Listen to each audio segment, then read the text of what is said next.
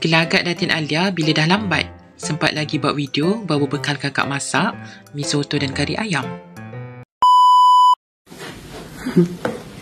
Bismillahirrahmanirrahim. Tak balik dengan kata lapar.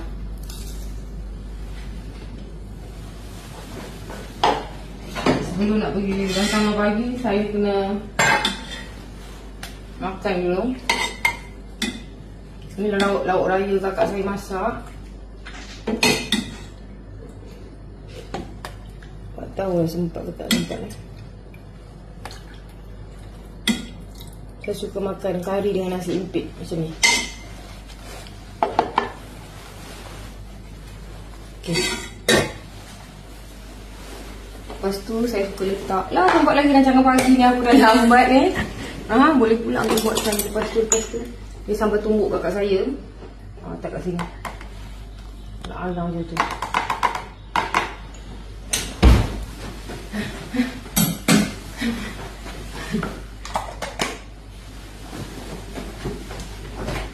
Okay, jom. Mau kita. Aku kena lap sikit. Buat sememeh tak boleh biar dia. Okay, sikit.